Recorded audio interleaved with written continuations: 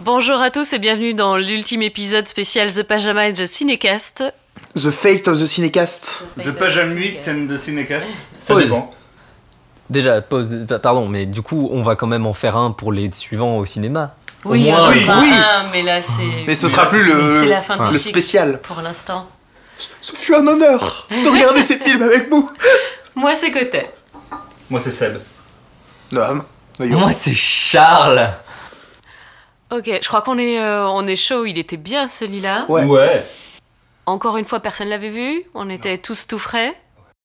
J'avais plus d'infos que sur le set parce que j'avais vu des morceaux du trailer là cette fois. Et qu'on avait. Donc j'avais la scène où The Rock pousse nonchalamment une roquette. Une torpille. Une torpille de sous-marin. Donc voilà. Qui est en train d'avancer. C'est pas il la pousse alors qu'elle est à l'arrêt. Non. Elle est en train d'être tirée vers la direction de lui, globalement. Et il arrive juste du plat de la main en disant non, tu vas ailleurs, petite torpille. Donc visuellement, on est d'accord qu'on est toujours gâté en termes de cascade, c'est ridicule et c'est encore plus over the top. Cette fois-ci, on a le droit à un sous-marin. Ouais. Et ça défonce, il y a des effets pratiques comme tu nous disais, enfin genre le fait de balancer des voitures en dehors d'un immeuble, genre ils ont vraiment de bagnole, pour moi ça aurait pu durer beaucoup plus longtemps, c'était génial. Il y a toute une scène, c'est des voitures zombies. C'est beaucoup trop bien, c'est World War Z avec des voitures. Ça m'a fait penser à une Stampede en fait. Oui. Avec toutes ces voitures qui prennent pas le virage et qui se crachent. C'était assez impressionnant. Ça aurait pu, ils auraient pu en montrer plus de ça. En profiter plus longtemps. On est parti complètement dans le vif du sujet, ce qu'on essaye de recadrer côté participant, donc plus de Paul Walker, puisque ça y est, il est mort. Du coup, plus sa femme non plus. Non. Le personnage de Mia, ouais, la sœur de... Le personnage de Mia, qui elle va bien dans la vraie vie, heureusement. Ouais, on a perdu pas mal de monde sur les derniers épisodes, puisqu'on avait perdu Gisèle, on a perdu Han. On avait déjà perdu les deux qui sont... Enfin, là, on les a retrouvés rapidement. Il y avait les deux latinos qui ont été au moins dans 2 épisodes. Dans le 4, je crois. Comment ? Dans le 4. Et moi, je crois qu'ils viennent du 2. Et oui, ils sont là au début du 2 avec Han. Mais c'est-à-dire que... Non, pas avec Han. Si, au tout début du 2. Mais il n'y a pas Han, dans, le 2. Il spawn dans le 3, Han. Ah oui, c'est dans le 4. C'est au début du 4. Non, c'est au début du 4 qu'ils sont là. Mais eux, ils étaient pas là avant. Non, ils sont pas là, genre dans le cast du début du 2 où il y a... Bon, bref. Avec Letty qui met... Non ? Je sais plus. Mais on a Jason Statham qui revient. Oui. En grande forme. Oui. Et qui m'a montré un jeu de comédique, rigolo, que je ne lui soupçonnais pas. Oui, pour un tueur sans pitié, il arrive à être un personnage sympathique, c'est très troublant. C'est d'autant plus qu'on oublie très vite que c'est littéralement lui qui a tué Anne, quand même. Ouais. Et on arrive à complètement l'oublier en voyant ce film. Et a priori, il est même il est là à la fin pour le barbecue. Je sais plus il livre le gamin. Il livre le gamin et il s'en va. Il est pas dans le barbecue, donc il fait pas partie de la famille. Mais en tout cas, aux yeux de Hobbs, le personnage, c'est un allié maintenant. Ouais. C'est complètement un allié, quoi. C'est parce qu'en fait, en vrai, il a pas fait exprès d'être méchant. Il s'est fait trahir par son gouvernement. Ou un truc comme ça. Il a tué Han, mais pour venger son frère. Qui était pas mort. En plus. Vu qu'il est là aussi. Oui. Oui, c'est vrai qu'on connaît pas encore toute sa tragique backstory, mais on a rencontré sa mère. Ouais. Jouée par Hélène Mirren, et ça dure pas très longtemps, mais c'est un grand moment. Mais il y a des vraies scènes, genre vraiment drôles, quoi, entre lui et sa mère, entre lui et un bébé, qui met délicatement un casque anti-bruit actif, voilà. Parce qu'il va tuer des gens autour et que ce serait pas bien que le bébé il le voit ou il l'entend. Ça défonce. Il est drôle. C'est assez marrant. Moi, je l'avais vu dans quelques films d'action, dans genre Expendables, mais il est toujours en mode action dans les autres films. Ah non, Expendables, justement, je le trouve intéressant aussi parce que il a une relation avec Sylvester Stallone qui est intéressante, quoi. Oui, mais il n'y a pas de comédie comme ça, quoi. J'avais passé un bon moment avec lui dans Snatch, mais Snatch il est juste drôle, donc je sais pas si c'était dû à Guy. Moi, je sais que j'ai aimé le transporteur. Oui. Qui était... Si, c'est pas si mal. Non, c'est pas si mal. C'est le sketch de Mosinor, ça m'a tué tous les films de Luc Besson, jamais. Oui, mais je produit par Luc Besson, mais jamais. d'ailleurs, J'avais oublié que Transporteur c'était Luc Besson et du coup j'ai Le moins le générateur Je crois que c'est au moins Ouais. la prod, je suis pas Ouais. sûre pour la réal. Non, c'est pas lui la réelle. Sinon, de l'autre côté, il y a Charlize Theron dont le personnage est un peu décevant. Elle en elle-même pas. Bah, c'est spécialement, Charlize C'est Theron. Charlize voilà. Theron, elle est Charlize Theron. chouette. Elle défonce. Elle est jolie. Fun fact, j'ai appris l'existence de cette actrice dans Neuilly sa mère. Voilà. Elle joue dans Neuilly, sa mère. Elle joue pas dedans, mais le héros est amoureux d'elle. D'accord. Enfin, rêve d'elle parce que c'est une blonde connue. Super. Voilà. Nice. Effectivement. Fin de la parenthèse. Ok. Son personnage est pas très intéressant.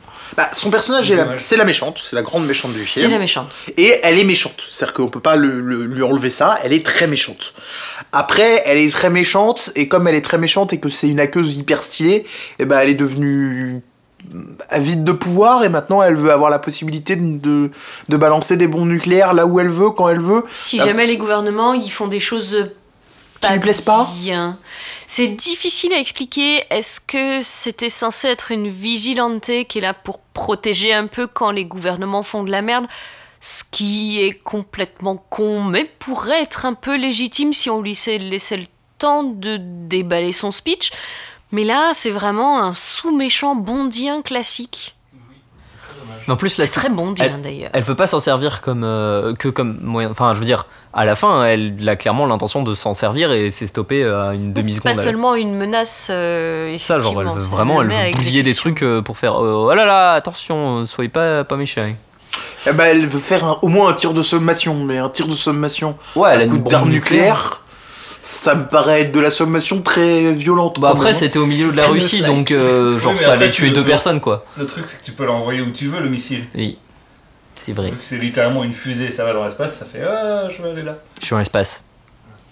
Oui, il existe aussi des choses qui s'appellent des missiles air-sol pour Ouais, je sais pas, protéger. des Enfin, trucs, je ouais. veux dire, à partir du moment où on a développé des armes nucléaires, je crois qu'on a développé des contre-mesures.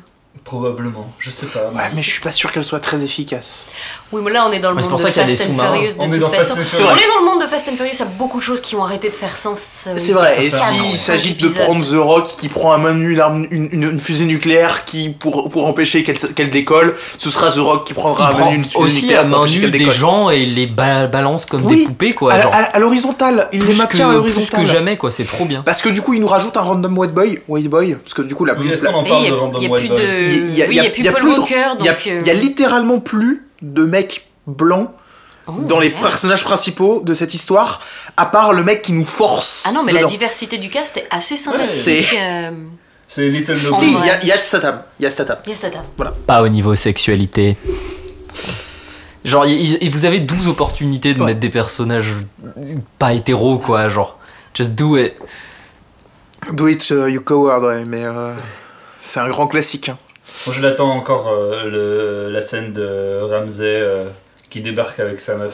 Mais Ramsey, elle a qu'à pécho. Ramsey pourrait, ouais. Elle a qu'à pécho Charlize Theron. C'est les hackeuses là. Ouais, mais Charlize Theron, c'est une méchante, très très méchante. Ouais, Là, mais on c'est a mort, Redeem ouais. Show en 2 temps 3 Non, mouvements le là. retour d'Eva Mendes au bras, Ramsey.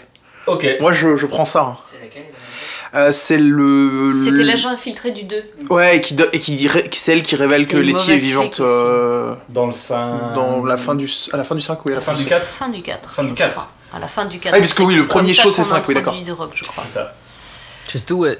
Le retour de Kurt Russell et de cette agence gouvernementale fantôme pour pas de raison, mais c'est celle qui permet d'avoir toujours les grosses bagnoles et tout, et qu'on se pose pas trop la question du pognon ou de la légalité.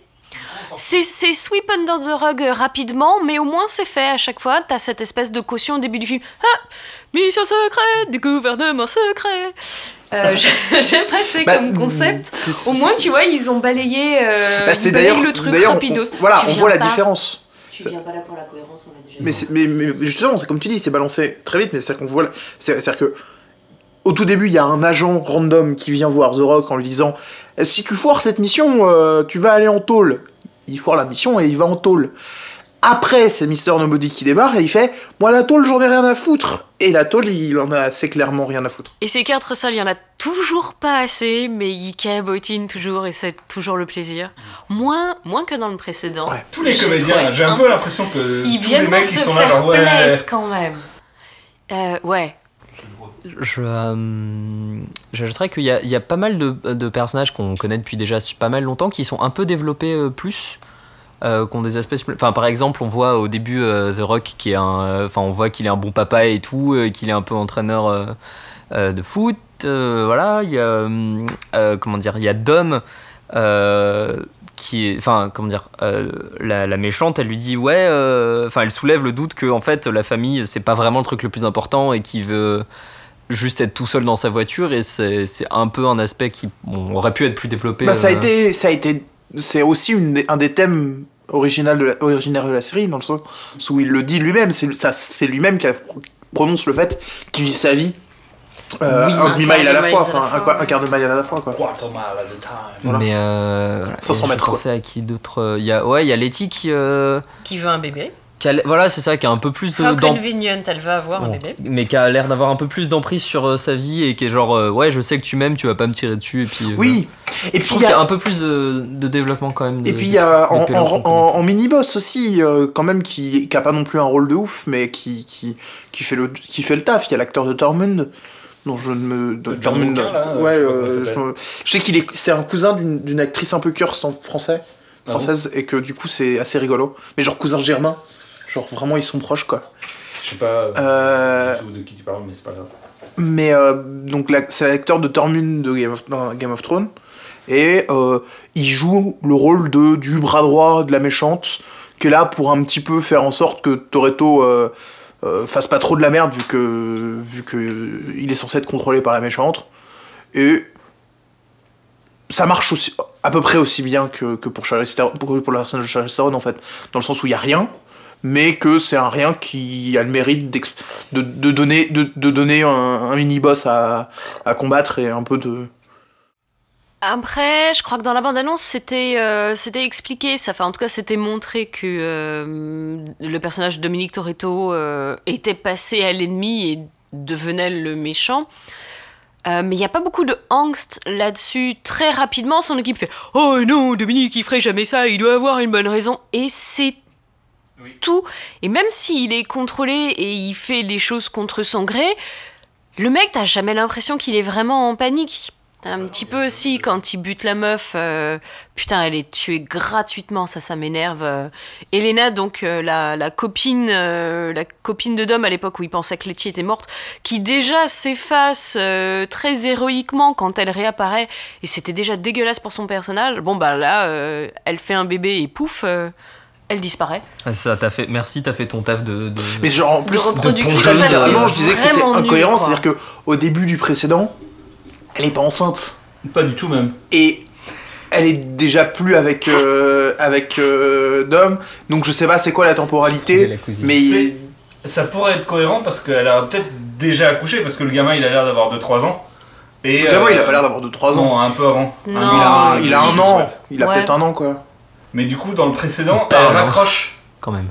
La mission où elle apparaît dans le précédent, c'est elle raccroche, elle donne ses paperasses à The Rock, et elle fait je me casse, donc c'est peut-être je raccroche. Ouais. Du coup, ça peut s'expliquer pourquoi pas. Du coup, c'est-à-dire qu'elle a mis sacrément longtemps avant de se dire je vais peut-être le dire à Dominique qu'il a un gamin. Mais elle voulait pas le dire parce que il était de retour avec Michelle Rodriguez. Bah oui, mais après elle dit dans ce film qu'elle va le dire, qu'elle avait pris la décision de le dire, et c'est à ce moment-là où elle se fait kidnapper. Au convéniente, quoi. Ça se trouve, ça faisait longtemps qu'elle était kidnappée. Ah, peut-être. Pause. La cousine de l'acteur de Tormund, c'est Isabelle Nanty, qui a joué dans Isabelle Nanty. Les Visiteurs. Mais oui, Isabelle Nanty, elle est cool. Et qui joue Itinéris dans Astérix Obélix, Mission Cléopâtre. Cool, Elle fait du théâtre, c'est elle qui produisait les Robins des Bois avant qu'ils soient super cotés sur Canal. Elle joue dans Scène de ménage. Elle est super cool. J'enlève le Mookers de ma phrase de tout à l'heure. Elle a joué dans Les Tuches 2 et 3. Elle a joué dans la 2.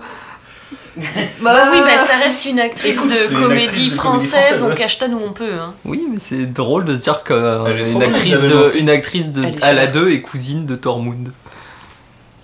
Voilà. Enfin voilà, je trouve que vraiment le personnage de Elena, c'est un personnage à qui on n'a pas fait justice dans cette série. C'est quand même grave dommage. Ouais, là, elle méritait pas ça, quoi. Bah non, moi je voulais pas ça. C'était gratos. C'est genre, on va l'enlever, c'est la seule solution. Enfin, c'est une facilité de scénario beaucoup trop évidente. Mais ouais, cool donc dans je son trouve premier que film non plus. pour le choc value, l'idée de se dire on va utiliser le protagoniste contre son équipe, mais c'est pas utilisé. Genre, tu connais le mieux ton équipe, à toi de la dégommer. Il y a. Ouais, donc et puis peu déçu par ça quand même. Il y a un autre truc qui me déçoit un petit peu dans la façon dont ça a été montré, c'est-à-dire que on le voit en mode one man army pendant tout le film, quasiment, lui. Oui. Et avec toute son équipe qui galère à le faire tomber et ce genre de choses, à l'arrêter. Et je trouve que c'est un peu dommage parce que c'est dommage pas quand tu regardes le film, mais c'est dommage après, ça diminue un petit peu l'impact de c'est une famille qui se partage les tâches et qui est important, ils sont tous importants pour leur spécialité et ce genre de choses. Si Toretto est capable de les démonter tout seul, pourquoi est-ce que ils sont là? Il n'est pas tout à fait tout seul, il a aussi l'équipe et il a le soutien logistique il a de des ressources derrière, ce genre de choses, et je grossis vraiment le trait. Mais c'est vrai que c'était sans doute uniquement pour le trailer, pour faire venir les gens au cinéma. Et que c'est pas trop ça le propos du film, quoi. C'était par exemple un peu abusé, effectivement, genre quand il était attaché, enfin sa voiture était attachée au bout de câble à genre 5 autres voitures, et que par magie il gagnait des milliers de chevaux dans sa voiture pour. Enfin, littéralement, c'était les gens qui augmentaient de 1000 à chaque fois le nombre de chevaux qu'ils estimaient de sa voiture pour justifier qu'il explosait les 5 voitures avec la sienne tout seul, juste en roulant. En appuyant sur la pédale, quoi. Il a ouvert les vannes aussi de son. Oui, mais. Parce que tu mets du noce et du coup, c'est bon. Mais ils en ont. Enfin, c'est le retour au classique, quand même. C'était littéralement It's Over 9000, quoi. Genre. Bref, bon. Moi, j'aimais bien ça me fait rire. C'était bien comme scène. En oui, vrai, mais. Toute la scène là, c'était bien. Mais globalement, c'est. Par rapport. C'est ce qu'on disait, c'est-à-dire que par rapport au 7, ça prend beaucoup plus. C'est-à-dire que c'est un rythme qui est beaucoup moins effréné que dans le 7. C'est pas difficile. Et c'est pas difficile. Et ce qui du coup fait que on arrive plus facilement à trouver les petits défauts de chaque scène et à pointer le fait Roman il est passé quand même sous la flotte d'un grand lac gelé et puis il a aucun choc thermique. Tout va bien. Bah c'est pas du tout. Enfin, Osef total. Et comment dire, c'est juste qu'on a un peu plus le temps d'y réfléchir parce qu'on a un peu plus le temps de respirer, quoi. Mais c'est pas plus mal d'avoir plus le temps de respirer en regardant un film. Peut-être quelques pensées sur la saga en général, du coup, si, oui, moi comme conclusion, je dirais que en termes d'action, il était satisfaisant, mais en termes de scénario, il était pas tout à fait au niveau. La saga. Ça, c'était pour conclure le film. Après, sur la saga, ça monte quand même ça monte en puissance. Grave. C'est de plus en plus spectaculaire. Là, c'est littéralement éviter la Troisième Guerre mondiale. C'est ça, en termes d'enjeu, ça va être compliqué d'aller plus loin, mais je leur fais confiance. Je leur fais confiance, jusque-là, ils ont toujours réussi à aller plus loin, plus haut, plus vite. Je suis content d'avoir enfin des... Olivier Mine dans le 9. Je sais pas qui c'est, Olivier Mine, c'est le présentateur de Fort Boyard. D'accord. Et parce que plus loin, plus haut, plus fort, toujours plus loin, toujours plus haut, toujours plus fort, c'est ce qu'il hurle à la fin de chaque épisode de Fort Boyard. Ok, super. Désolé, pardon. Ok. Je sais plus, j'ai perdu le fil. Quand t'as fait perdre le fil. Merci. Mais bon, ils ont l'air de tenir leur truc. Les acteurs sont choucards, ils fonctionnent bien en équipe. Cette team, elle marche super bien. Cool. J'avoue que je suis super hypée pour le Hobbs & Shaw. Pour Hobbs & Shaw parce que cette scène de cabotinage là. Ça fonctionne. Ils ont pendant tout le film une très bonne alchimie, Statham et The Rock. Ouais. C'est probablement à cause de ça, grâce à ça qu'ils se sont. Moi, j'espère qu'ils vont se choper, même si j'y crois pas du tout. No way. Mais non, c'était fun. Ouais, je suis super hypé. Du coup, je suis curieuse de savoir effectivement ce que ça peut donner, en espérant effectivement que du coup on ait droit à toute la famille de Shaw. Je suis très content d'avoir enfin du coup qu'on s'est bougé le cul pour regarder cette saga. Ça fait des années que je me dis que je vois des bouts de bande-annonce au cinéma et je me dis je devrais aller regarder tous un jour pour pouvoir comprendre cette saga parce que ça me dépasse. J'avais vu que le premier. Du coup, c'était vraiment genre. Puis c'était quel est le rapport de la série, quoi. Oui. Parce que vraiment, c'est des voleurs de DVD à Los Angeles qui font des casses en voiture, machin et tout, et des petites courses. Et tu regardes la bande-annonce du 8 et t'es là genre Pourquoi ils sont sur un lac gelé en Russie en train d'esquiver des missiles? Pourquoi est-ce qu'il y a Charlize Theron et Helen Mirren qui sont là? Qu'est-ce qui se passe? Bah, moi, justement, c'est ça le truc que je trouve le plus... peut-être le plus éblouissant avec cette saga, au-delà de ce que sont devenus les films. Enfin, c'est le chemin parcouru et les grands écarts. C'est-à-dire que t'as vraiment les 4 premiers films sur lesquels on sent qu'ils cherchent un ton et que ils font des tentatives. Alors, première tentative, c'est on fait un tentative. Est-ce que juste des belles bagnoles, ça suffit pour faire un film? Oui. J'aimais bien la version de Willem qui dit c'est Point Break avec des voitures. Voilà. C'est un peu ça. Et c'est vraiment ça, ouais. Et deuxième, c'est est-ce que si on fait un buddy cop movie un peu style Petit cop movie avec des voitures. avec des voitures un peu style à la Chips ou un truc comme ça, bon, c'est rigolo mais ça apporte pas grand chose. Et si on partait au Japon? Et si on partait au Japon et si on les faisait tourner les voitures, tu vois. Mais surtout et si on parlait de trucs un peu en mode on commence à parler c'est de un film de sport parce qu'il y a un training montage, Oui, c'est c'est le ça. petit nouveau qui essaye de faire ses preuves, qui de- découvre une famille. C'est un film de sport. c'est un film de sport avec aussi des éléments de Avec mafia. des voitures. Oui. Ce qu'on avait Bah, du coup, dans les films de sport, c'est possible parce que tu Ouais, vas oui. tu vas avoir le mec qui doit se coucher pendant le combat. donc voilà. Charles, Je viens de lire le synopsis du prochain de Hobbs & Shaw. Je peux le lire dans le podcast, mais Oui, je vous le vas-y. lirai après. Je le lis là. Oh, Ok. fais-toi plaisir. Vas-y, Hobbs & Shaw. On est chaud. Alors, depuis que Hobbs, fidèle agent de sécurité au service diplomatique des États-Unis, combatif mais droit, et Shaw, un homme sans foi ni loi, ancien membre de l'élite militaire britannique, se sont affrontés en 2015 dans Fast and Furious 7, les deux hommes font tout ce qu'ils peuvent pour se nuire l'un à l'autre. Bon, ça ok. Mais, lorsque Brixton, un anarchiste génétiquement modifié, met la main sur une arme de destruction massive après avoir battu le meilleur agent du MI6 qui se trouve être la sœur de Shaw, Vanessa Kirby, The On a Crown, toute la mi-feu à chaud, c'est trop bien. les deux ennemis de longue date vont devoir alors faire équipe pour faire tomber le seul adversaire capable de les anéantir. Hobbs & Shaw étend l'univers de Fast and Furious dans une succession d'obstacles tout autour du monde, de LA à Londres, du désert toxique de Tchernobyl aux luxurieuses terres de Samoa. Voilà, Ça sort quand? 7 août. On est prêt. je suis hypé de fou. On sera là. fera un épisode spécial de toute façon.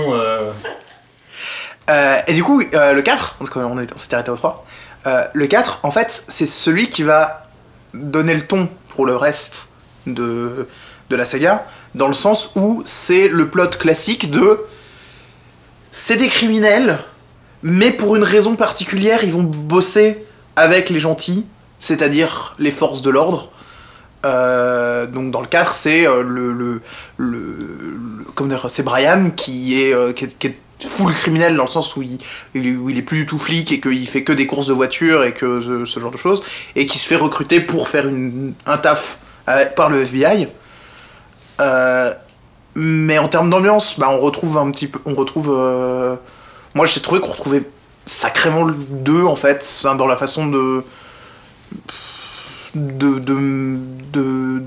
positionner les méchants et ce genre de choses.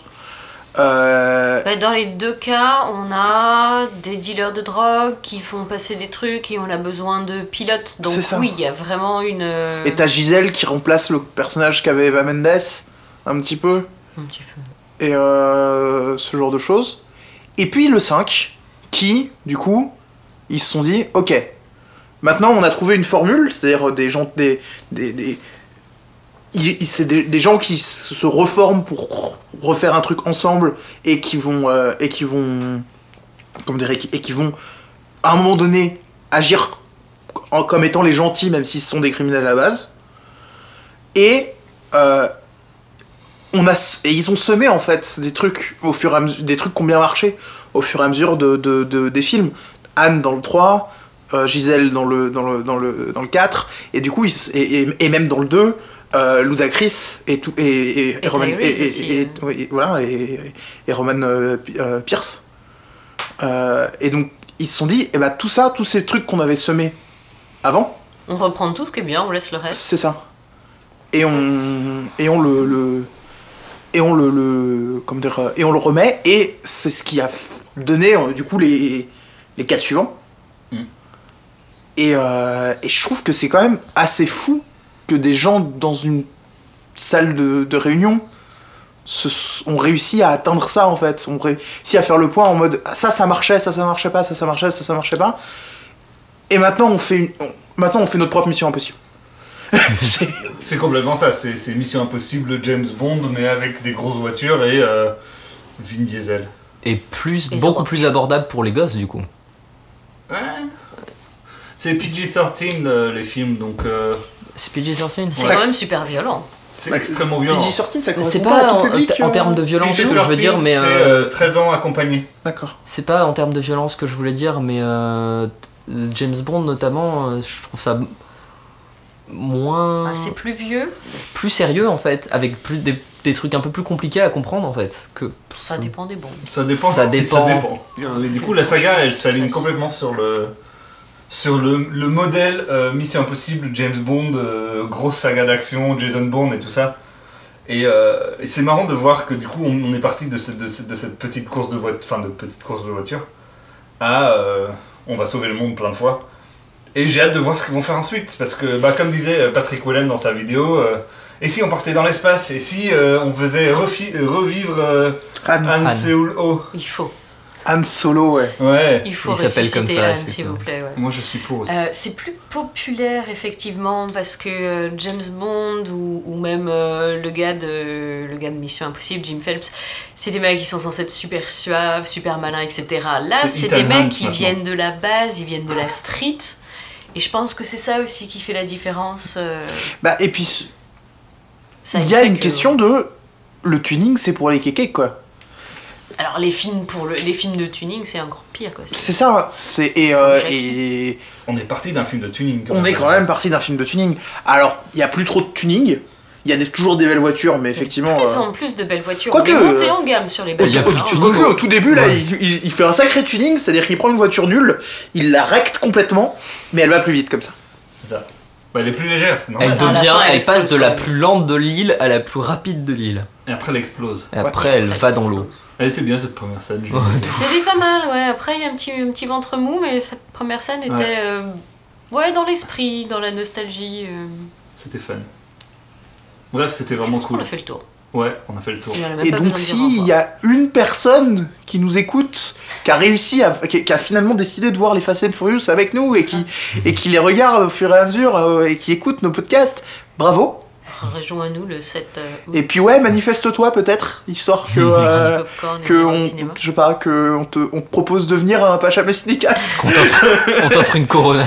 Viens voir le film avec nous au cinéma peut-être. Ça serait déjà Ah ouais. Ce serait cool. À tous nos fans. À tous nos fans qui vont être tellement à toi public. On sait jamais. Et voilà. D'ici la prochaine fois, on va ressortir la boîte, remettre des nouveaux films dedans, vous donner la liste à tous les gens qui nous écoutent. À toi, auditeur. À toi, maman. C'est ça. Pour toi, public. Oh god. Oh god. On va voir. Et du coup, oui, on fera un petit podcast qui présentera notre prochaine saison, en gros. Oui. Vu que c'est ça. C'est vrai qu'on pourra faire un podcast nouvelle saison du Pajama, Endgame. Ça me paraît juste. On peut faire ça, et ensuite on enchaîne sur des films de la boîte pendant un moment, et jusqu'à ce qu'on trouve un nouveau cycle où on fera une pause, et on fera on va regarder cette saga maintenant, et on verra. Proposez-nous des sagas qui sont vraiment cool.